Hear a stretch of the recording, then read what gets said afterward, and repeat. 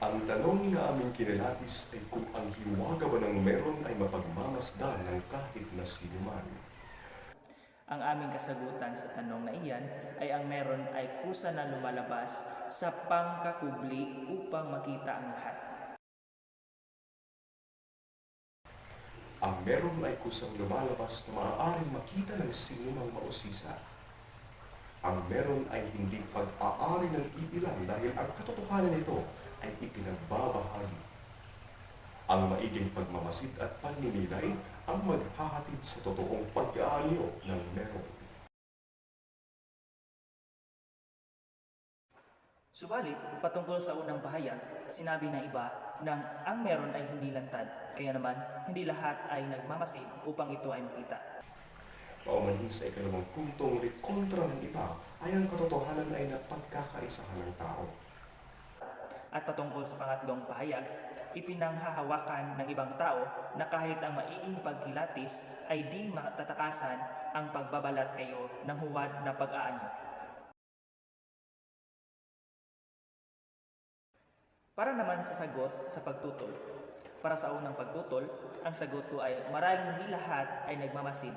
Subalit, may sariling galaw ang meron sa tamang panahon na mapagmamasdan ng sinumang mausisa. Sa pangalawa, tugon ko ay hindi tao ang sandigan ng katotohanan, ngunit ang meron. Sa pangatlong pangontra, masasabi ko na sa maiging pamamasid, kasama nito ang pagninilay-nilay upang sa pag-usisa makita ang kinaibahan ng huwad na pag-aalyo sa totoong pag-aalyo. Halimbawa, tuwing umaga, ang araw ay sumisikat, bagay na hindi natin nilikha, ngunit kusang nagpapakita bilang isang sinag ng bagong simula ng araw. Dagdag pa rito, ang batas ng gravity ay hindi likha ng tao sa makatuwid ito na tuklasan ni Newton na inilantad sa buong daigdig sapagkat ito ay katotohanan. Para may paliwanag ng pangatlo, damdamin ang pag-ibig na nasa puso ng bawat tao. Ang pag-ibig ay hindi nakikita, ngunit nararamdaman at ipinapahayag bilang sa isip at salita. Sapagkat ito ay mainam na ipinararamdam sa gawa tulad ng simpleng pag-aaral ng bulaklak sa sinisinta. Unang pananaw, kung lahat ng tao ay maglalaan ng panahon upang pagnilayan ang buhay. Pangalawa, ang hiwaga ng meron ay hindi para sa ilan lamang, ito ay para sa lahat ng handang magmasid at mag-isip ng malalim. Pangatlo, ang pag-unawa sa meron ay hindi biglaan, ito ay proseso ng pagnilay-nilay at pagtanggap sa katotohanan.